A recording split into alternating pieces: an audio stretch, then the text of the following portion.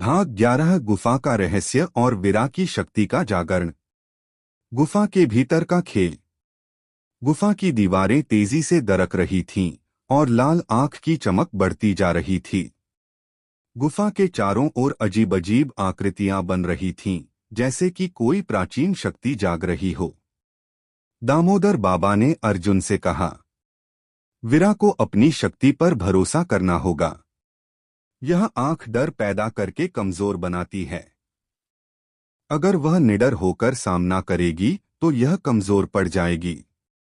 अर्जुन ने वीरा की ओर देखा। तुम में शक्ति है, वीरा। बस खुद पर यकीन करो। वीरा ने गहरी सांस ली और अपनी माला को कसकर पकड़ा। उसने अपनी आंखें बंद कर लीं और धीरे धीरे मंत्र पढ़ना शुरू कर दिया। लाल आंख का प्रहार।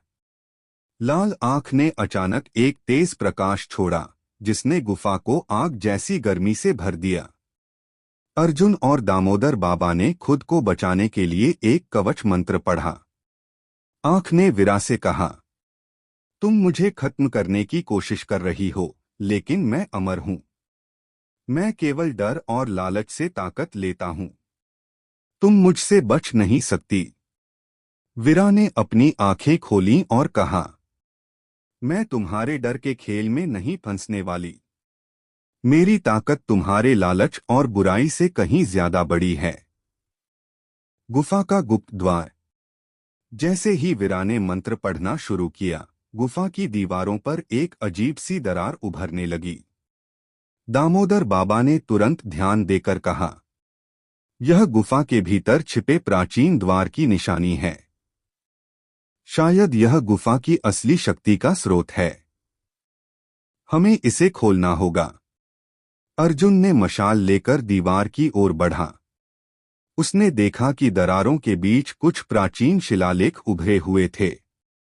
दामोदर बाबा ने उन्हें पढ़ते हुए कहा, यह लिखा है कि इस गुफा के अंदर छिपी शक्ति को केवल निडर हृदय और पवित्र आत्मा वाला व्यक्ति ही रोक सकता है। वीरा, यह काम तुम्हें करना होगा। वीरा का साहसिक कदम। वीरा ने अपने डर को किनारे रखकर उस दरवाजे की ओर कदम बढ़ाए।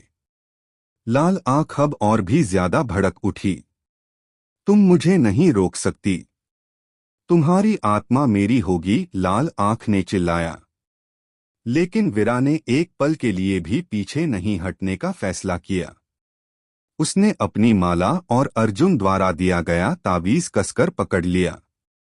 जैसे ही वह द्वार के पास पहुंची, उसने अपनी माला से तावीज को द्वार के बीच रखा। एक तेज प्रकाश फूटा और द्वार अपने आप खुल गया। द्वार के भीतर का रहस्य। द्वार के खुलते ही भीतर एक विशाल कक्ष प्रकट हुआ। वहां एक प्राचीन पत्थर का सिंहासन था, जिस पर लाल रंग का एक चमकता हुआ क्रिस्टल रखा हुआ था। दामोदर बाबा ने कहा, यह क्रिस्टल इस गुफा की शक्ति का स्रोत है। इसे नष्ट किए बिना इस बुराई का अंत नहीं हो सकता। लेकिन इसे छूना बहुत खतरनाक है। अर्जुन ने पूछा, तो हम इसे कैसे नष्ट करेंगे? दामोदर बाबा ने जवाब दिया, वीरा की शक्ति ही इसे नष्ट कर सकती है।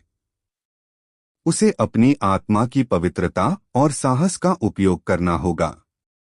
आखिरी लड़ाई। जैसे ही वीरा ने क्रिस्टल के पास जाने की कोशिश की, लाल आंख ने अपनी पूरी शक्ति से हमला किया। गुफा के अंदर आग जैसी लपटें फैलने लगीं और क्रिस्टल से एक जोरदार गूंज उठी। वीरा ने पूरी हिम्मत जुटाई और क्रिस्टल के पास पहुंच गई। उसने अपनी माला से क्रिस्टल को छूते हुए मंत्र पढ़ा। क्रिस्टल ने एक तेज प्रकाश छोड़ा, जिससे गुफा में हर चीज कांपने लगी। लाल आंख ने जोर से चीख मारी, नहीं, यह मुमकिन नहीं।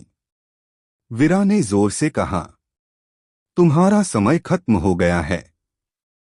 अब इस गुफा में तुम्हारी बुराई के लिए कोई जगह नहीं है। गुफा का अंत। जैसे ही वीरा ने मंत्र पूरा किया, क्रिस्टल टूटकर बिखर गया। गुफा की दीवारें दरकने लगीं और लाल आंख गायब हो गई। अर्जुन और दामोदर बाबा ने जल्दी से वीरा को बाहर निकाला। नई सुबह का संकेत। गुफा के बाहर आकर उन्होंने देखा कि जंगल में अजीब सी रोशनी फैल गई थी। दामोदर बाबा ने कहा, यह रोशनी इस बात का संकेत है कि बुराई खत्म हो चुकी है। अब यह जंगल और गांव दोनों सुरक्षित हैं। क्या सब खत्म हो गया? वीरा ने अर्जुन से कहा, क्या अब सच में सब खत्म हो गया है या कोई और खतरा हमारी राह देख रहा है? अर्जुन ने मुस्कुराते हुए कहा, हमने एक बड़ी जीत हासिल की है, लेकिन हमें हमेशा सतर्क रहना होगा। अगले भाग में क्रिस्टल के टूटने का असर, वीरा के अंदर उभर रही नई शक्तियां, जंगल में छिपा एक और बड़ा रहस्य, गांव के भविष्य की नई चुनौती। कहानी जारी रहेगी।